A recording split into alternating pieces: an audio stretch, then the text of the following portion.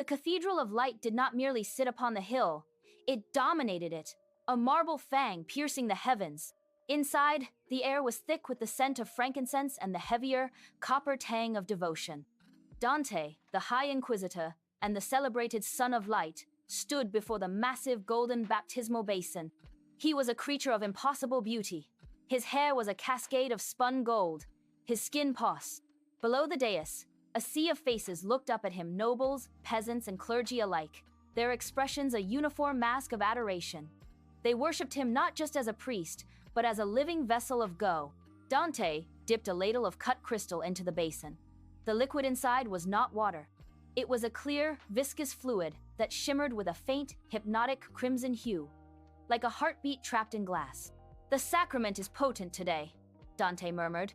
His voice was a perfectly tuned instrument, projecting to the back of the nave without effort. "The grace of the Lord flows through me to cleanse the bishop," a man whose skin was spotted with age and whose back was bent by the weight of time, approached with trembling hands. He held out a filigreed vial. "Your power is a miracle, Lord Dante," the old man whispered, his eyes wet with tears. "The Pope waits for this final vial, tomorrow's coronation. It cannot proceed without your blessing." Dante smiled. "Tell His Holiness that the light never fails. I shall retrieve the final essence from the source. I must pray alone." The bishop bowed so low his forehead touched the cold stone. "Bless you, Saint Dante." Dante turned, his cape swirling dramatically, and glided toward the sacristy. He pressed a hidden mechanism behind the altar of St. Jude, and a section of the marble wall ground open, revealing a dark, spiraling maw.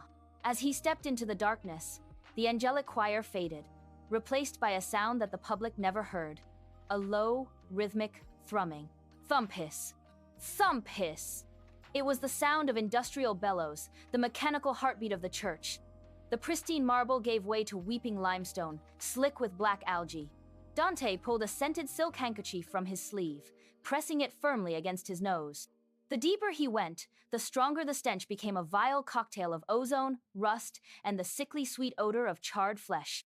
He hated this place. He hated the filth. But beauty required sacrifice. The dungeon was a cavernous void of iron and shadow. In the center, illuminated by a single flickering alchemical torch, hung the prisoner. Caspian! Surgically embedded into Caspian's chest, neck, inner thighs, and arms were dozens of transparent tubes. Dante stepped into the room, his white boots hovering inches above the grime. "Wake up!" Dante commanded, his voice devoid of its earlier warmth. Caspian did not move at first. Then, with agonizing slowness, his head lifted. His long matted gray hair fell away to reveal a face that was a skeletal mirror of Dante's own. "It is finished, monster," Dante said, smoothing the wrinkles of his gloves. "The Pope has ordered your execution. The reserves are full. For tomorrow's coronation, I require only the last, potent drop of your heart's blood. Your very existence is a blasphemy to the Lord." Caspian stared at the golden figure. "Blasphemy?" Caspian wheezed. The tubes in his neck vibrated with his speech. "Oh, Dante, my beautiful, ignorant keeper." He raises a handkerchief, the vile smell stinging his nostrils. Dante stiffened. "Silence. You should thank me. I am ending your misery." Shadows dance, obscuring the path ahead, hinting at unseen horrors.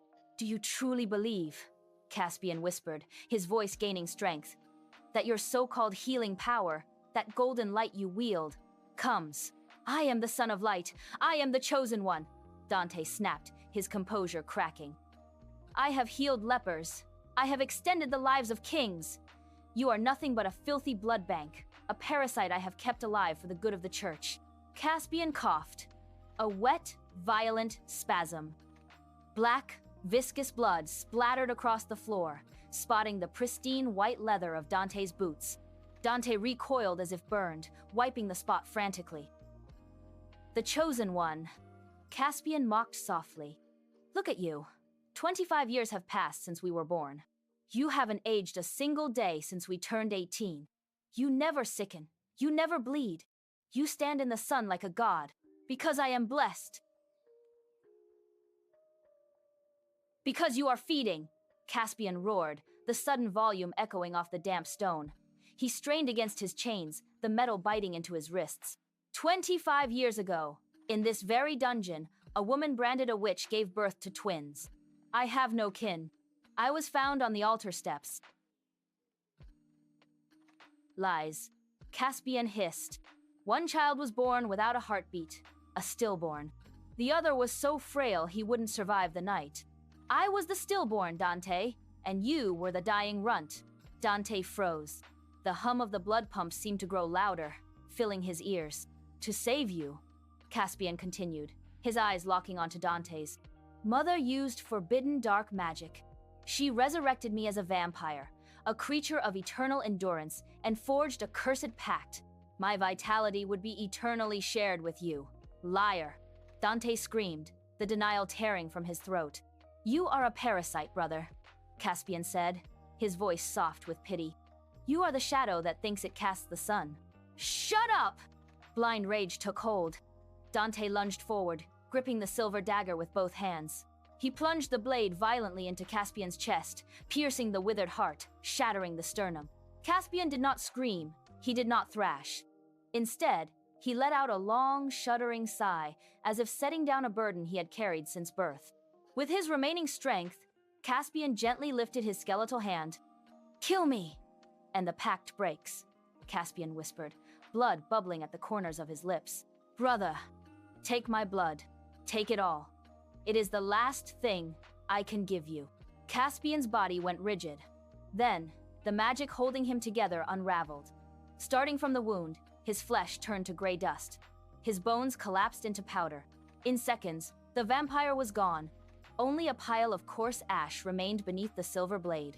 The heavy iron shackles clattered against the wall, empty. The tubes fell to the wet floor, hissing as they sucked in air. Dante stood panting, his chest heaving. A rush of adrenaline, triumphant and electric, surged through him. He stared at the ash. Liar, he spat.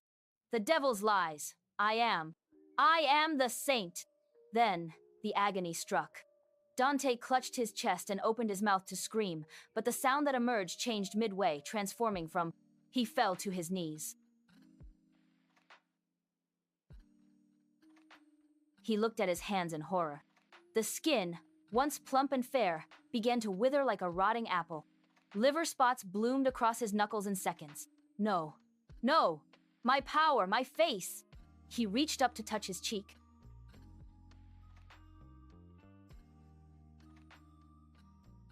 His scalp burned as it went patchy and bald.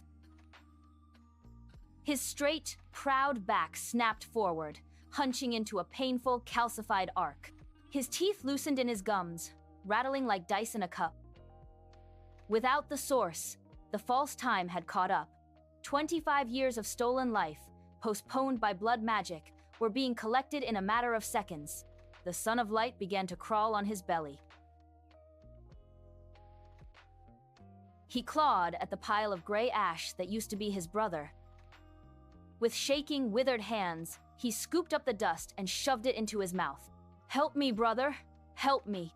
His movements slowed. His heart, old and tired, gave a final erratic flutter. The dungeon fell silent, save for the mechanical pumps in the wall, hissing as they drew on nothing but air.